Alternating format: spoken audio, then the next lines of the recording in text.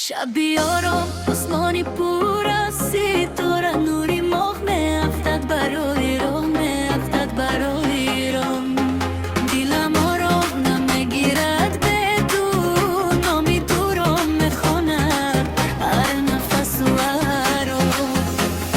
وقتی که چشمانی تو به من نگاه میکند، دنیا برای من پر از آرزو میشود، پر از آرزو میشود. بادی نرم از قهوه‌ای دور میآید، پیکوی عشقی ما را به آسمان میبرد. در کنچه های خاموش شهر قدم میزنم با یادی تو. هر صدای دل میگوید آرام که تو هستی نوری آرزو. تو مثل صبحی روشن در زندگی من، مثل آفتاب در آسمانی بی‌ابر. در لحظه‌ای که تو نزدیکی من دستی، دلم پر میشود از عشقی بی‌اندازه. ای محبوبی من بگذار خاطری کن، با تو باشد هر لحظه مثل آرزوی شیرین است. محبتی تو نور دل من، مثل ستاره در شب‌ها دراز.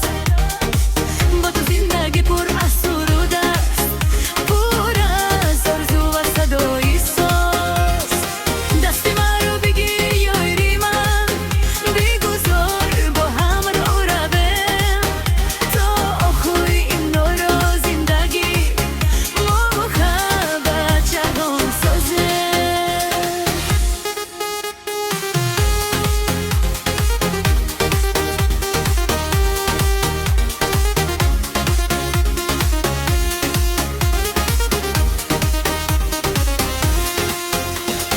وقتی که لبخند میزنی به من، دنیا پر از رنگی بهار میشود.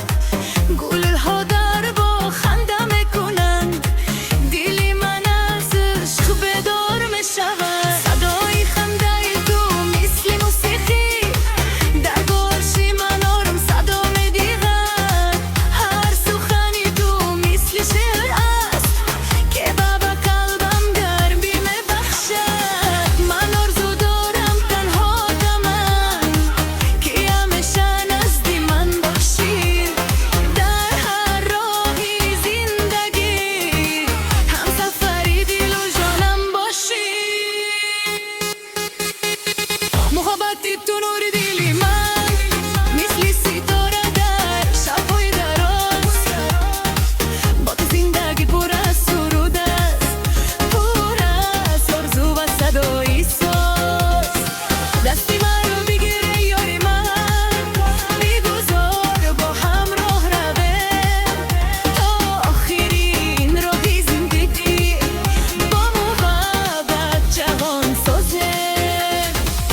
اگر باد بیاید، اگر باران بارد، محبتی ما هرگز نمیشکد. زیرا دل من با دل تو پیوست، مثل آسمان با نور ماه.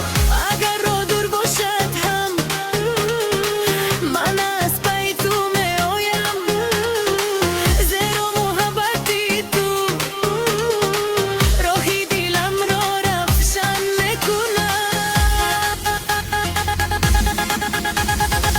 محبتی تو نور دل من، مثل آفتاب در صبح و نر. با تو آرزوها زنده میشوند، با تو زندگی میشود زیبا. دست ما را بگیر یاری من، بگذار تا بر هم باشیم در زیر آسمانی پر از ستاره. محبتی خود را جاویدان سازه. شبی آرام ستاره با درخشان، نامی تو در دلم میماند تا ابد در راه عشق. محبتی موجود